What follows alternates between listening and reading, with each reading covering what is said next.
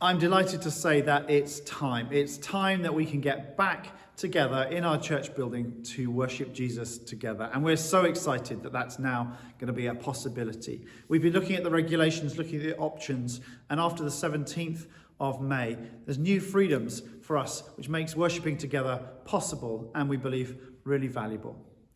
So on Sunday the 23rd of May, our services are going to restart in the church building. But there's going to be some change. It's been so much change.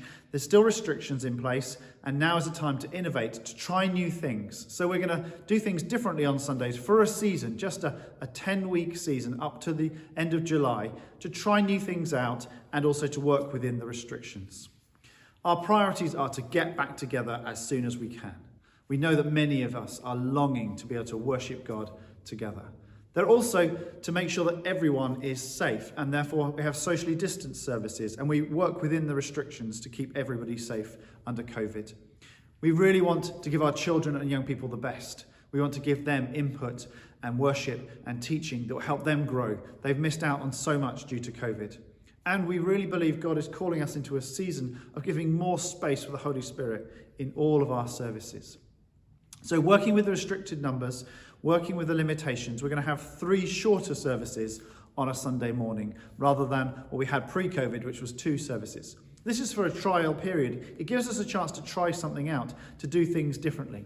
Let me talk you through those 3 services. At 9:30 a.m, we're going to start with what we call Parish Communion. Parish Communion will be similar to the 9:15 pre-COVID. It will be a shorter version of a service. It will have hymns played from screens whilst we wait until we can have live worship, sung worship again. It will have communion, it will have liturgy. It will be a pared back shorter service, but there'll be space as well for time to reflect. And we're going to innovate and try new things out in this season. We feel it's a season to do things differently. Then at 10:30, we're going to have what we call 4 families. Now this won't start until the 13th of June after half term because of families going away. It seems the worst possible time to launch a new service just before half term. And we also need time to rebuild our youth and children's teams to be ready. 4 families will be alternate weeks, blended one week, which is when everyone's all together.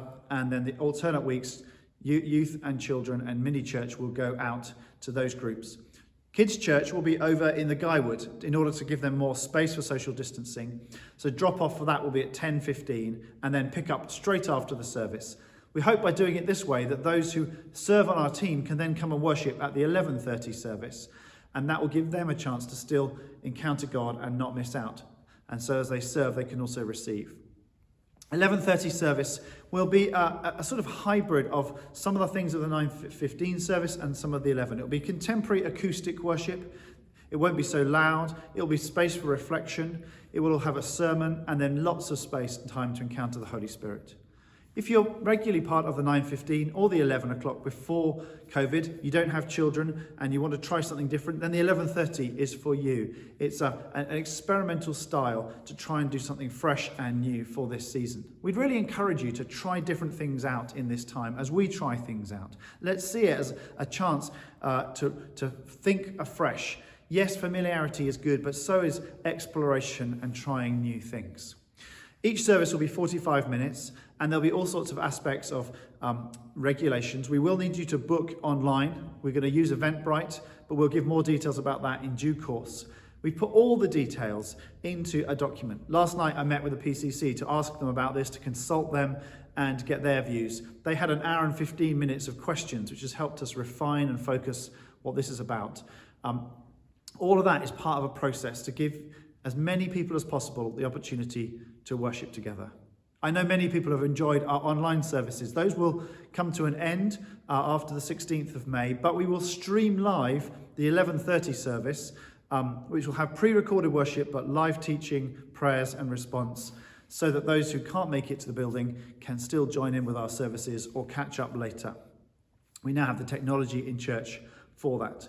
I'm sure you've got many questions. How will it work? Because change always throws up questions. We've put together a document which we're going to make available on email, and we can send out to anyone who wants it to explain these questions, answer your question, answer the things that you want to know, and of course opportunities to share that, explain that as we go along.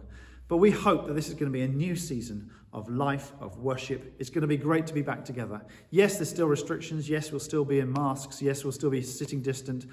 We can't have coffee in the building, but we can at least worship Jesus together. We can walk to church together. We can go home to other people's homes or gardens after the services to drink coffee. We can meet new people. We can meet those of you who've never been to St. Chad's but have been worshipping with us.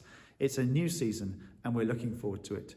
So more details are in the email we'll send out, and if you want those, just get in touch with us.